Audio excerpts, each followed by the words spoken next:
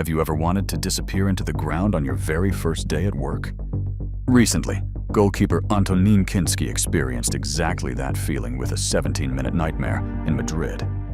And in the past, would you believe it? Lionel Messi failed after less than a minute, wearing the jersey that means the most to him. In this video, there will also be a young rooster throwing himself into the sea of fire, a giant stumbling right at the gateway of dawn, a goalkeeper frozen in place under a cruel rain of goals, a young man who flashes across the stage in the blink of an eye, a dancer losing the rhythm in the middle of a grand symphony, a defender paying the price for not following his wife's advice, and finally, a goalkeeper who seems to have lost his own hands. Today, we will revisit the most haunting moments, where careers were almost destroyed on the very first day wearing a new jersey. Antoine Kinsky, a young goalkeeper shattered under pressure.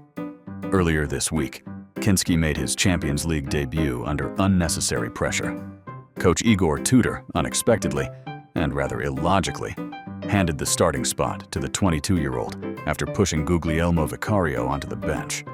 The debut perfectly summed up Tottenham's tragicomic season. Kinsky slipped, then miskicked the ball, gifting Atletico Madrid a huge advantage when the clock had only just reached the 15th minute. He was immediately substituted. The Czech goalkeeper's heavy steps into the tunnel were met with consolation from teammates, but very little attention from the head coach. Tudor said he was stunned and had never seen anything like it in 15 years. Immediately, Peter Schmeichel spoke out, accusing Tudor of crushing Kinsky's career and insisting the coach should have kept his player on the field until halftime. Paolo Di Canio declared that Tudor had destroyed the former Slavia Prague player. Ironically, when managing Swindon Town, Di Canio once did something similar, substituting 20-year-old goalkeeper Wes Foderingham after just 21 minutes, later calling him League One Wes in a press conference and labeling the goalkeeper arrogant. Lionel Messi, a genius who stumbled at the starting line. Even for legends, the beginning can feel like a cruel joke, and Lionel Messi is proof of that.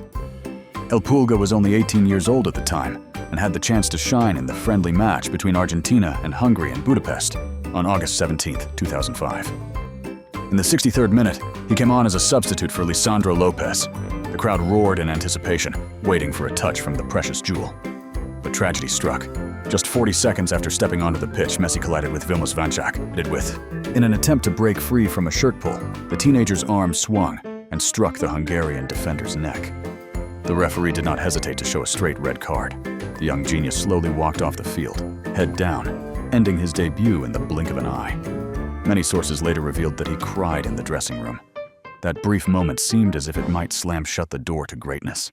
Yet through sheer determination, the young man rose again, leaving that unfortunate red card behind to build the legendary career that followed.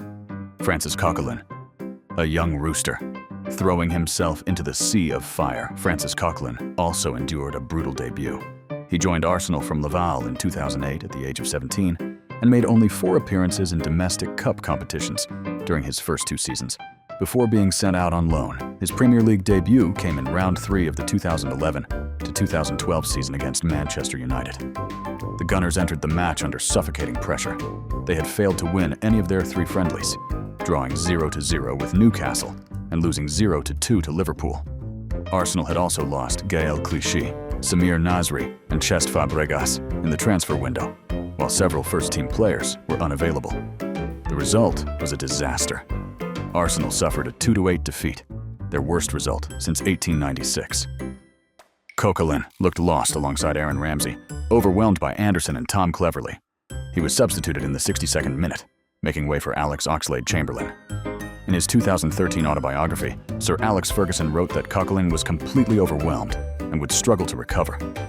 The French midfielder went on to make 17 appearances that season and another 22 in 2013, eventually reaching 160 matches for Arsenal.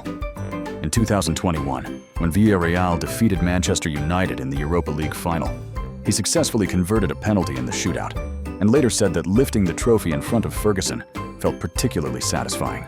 Matthijs de Ligt, a giant stumbling at the gateway of dawn, standing at 1.89 meters tall. Matthijs de Ligt still could not keep his footing on the first day he wore the national team jersey. A prodigy from an early age, he became the second youngest goal scorer in Ajax history in 2016. He also set the record as the youngest player to start in a European club final when Ajax faced Manchester United in the 2017 Europa League. In March 2018, he wore the captain's armband for Ajax at just 18 years old. Even earlier, he had made his debut for the Netherlands at 17 in a World Cup qualifier against Bulgaria, becoming the country's youngest international since 1931. Coach Danny Blind took a risky gamble by throwing the youngster into the lineup when he had only started 2 matches in the domestic league. The gamble failed spectacularly. De Ligt made mistakes that directly led to 2 goals in the first 20 minutes, handing opportunities to Spas Delev, a striker who had never scored at the international level. The Netherlands lost 0-2, and De Ligt was substituted at halftime for Wesley Hoet. The disastrous result severely damaged the team's chances of qualifying for the 2018 World Cup and ultimately cost Danny Blind his job. Returning to the national team in his second appearance under Fred Grimm, De Ligt even received a red card against Morocco. Nevertheless, the young defender eventually bounced back, winning the Dutch Player of the Year award for the 2018-2019 season and surpassing 50 appearances for the national team. Herman Roolander, a goalkeeper frozen under a rain of goals. Goalkeepers' mistakes are always exposed, far more brutally than those of any other position. Herman Roolander, a product of the Werder Bremen Academy, made his first team debut in 1981 at the age of 20 after 3 years of development. At that time, Werder Bremen had just returned to the Bundesliga. Under the guidance of Otto Rehhagel, the team was thriving, sitting in 5th place after 13 matches, only 2 points behind league leaders Hamburg. An injury crisis forced Rehhagel to place the young goalkeeper in the starting lineup against Eintracht Frankfurt. The coach declared that the upcoming 90 minutes would be the moment of truth to test his player. Reality revealed a brutal truth that shattered every expectation.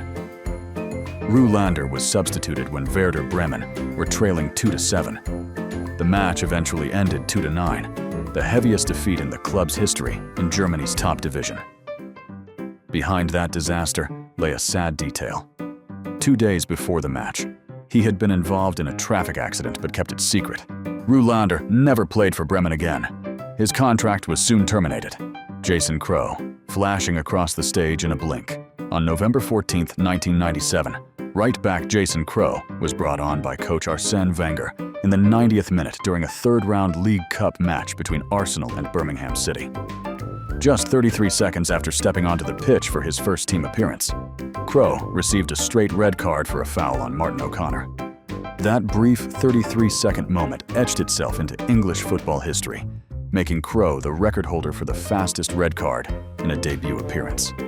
The young player went on to make only 2 more appearances for the Gunners in domestic cup competitions. After leaving London, he began a wandering journey through clubs such as Portsmouth, Grimsby, and Northampton Town. After hanging up his boots, he worked as a scout and later became an orthopedic doctor. Marcos Antonio, a dancer out of rhythm in the middle of a symphony. Marcos Antonio produced one of the most bizarre defensive nightmares in Bundesliga history. Unlike inexperienced young prospects, he arrived at FC Nuremberg in the summer of 2012 at the age of 29. The Brazilian center-back brought with him an extensive resume, having previously played for Porto and several mid-level clubs. The coach placed complete trust in him, expecting his composure to strengthen the defense. But what unfolded on the pitch went completely against every expectation. Just 16 seconds into the match against Stuttgart, Antonio misjudged the flight of the ball. Despite facing no clear pressure, he played an extremely weak back pass, gifting Vedad Ibišević a chance to score the opening goal. Individual mistakes are common in football, but Antonio's tragedy lay in the repetition. Within the same first 15 minutes, the defender made another careless back pass in almost identical fashion. This time, he barely made any effort to recover and fix the damage. By the 16th minute, Coach Dieter Hecking decided he could not wait another second and immediately substituted the new signing. Antonio never appeared in the Bundesliga again. 11 years later, the league's official media channel posted a clip of him titled, "16 Minutes of Humiliation, the Disastrous Debut of Marcos Antonio." Glenn Keely, don't ignore your wife's advice. Glenn Keely, a solid defensive pillar for Blackburn, had spent 11 years at Ewood Park. In the middle of the 1982 to 1983 season, he moved to Everton on loan. At that time, the blue half of Merseyside was on the rise, attempting to overthrow the dominance of their neighbours Liverpool. Keely's debut happened to fall on the day of the Merseyside derby. Before the match, his wife warned him, advising him to wait a few games to adapt to the tempo instead of jumping straight into the fire. But he still stepped onto the pitch, though in truth, he was named in the lineup and hardly had the option to refuse. Ian Rush opened the scoring for Liverpool in the 11th minute after a through ball from Alan Hansen. Not long afterward, Keely misjudged the ball's path, allowing it to bounce off his back before slipping while trying to recover. Kenny Dalglish missed the chance, sparing him immediate punishment. However, in the 32nd minute, everything collapsed. Under the television cameras, Keely received a straight red card for pulling down Dalglish. The defender tried to argue that he was not fully aware of the new rule, stating that denying a clear goal-scoring opportunity would result in a red card, but the referee coldly dismissed his explanation. Everton, reduced to 10 men, collapsed to a 0-5 defeat, the heaviest home loss in the history of the Merseyside derby. Ian Rush scored 4 goals, and Keely never played another match for Everton again. Michael Theoklitos, the goalkeeper who seemed to lose his hands. Football history records the unfortunate record of Stanley Milton, who conceded 13 goals in Halifax Town's 0-13 defeat to Stockport County in 1934. What goalkeeper Michael Theoklitos endured with Norwich City in 2009 was hardly less brutal. Signed by Brian Gunn from Melbourne Victory, his experience in England consisted of only 2 matches for Blackpool 6 years earlier. At the time, Norwich had been relegated to the 3rd tier and were considered strong promotion contenders after an unbeaten run in pre-season friendlies. The opening match against Colchester United turned into a black hole. In the 10th minute, Theoklitos rushed out and completely missed his punch, allowing Kevin Lisby to tap the ball into an empty net. Just 3 minutes later, he made a weak save from a shot, pushing the ball straight to Clive Platt, who doubled the lead. By the 16th minute, the scoreboard already read 3-0. The first half ended with 5 goals conceded, and when the final whistle blew, the score stood at 1-7, the heaviest home defeat in the club's more than 100-year history. Theoklitos later admitted it was the worst match of his career. Those were some of the most haunting moments from the first day these players stepped onto the pitch. Terrible beginnings can sometimes mark the end, but they can also become the springboard that pushes players like Messi or De Ligt to rise even stronger. A long journey can never be defined by just the first few steps. So Kinsky, once again, stand up and rise again.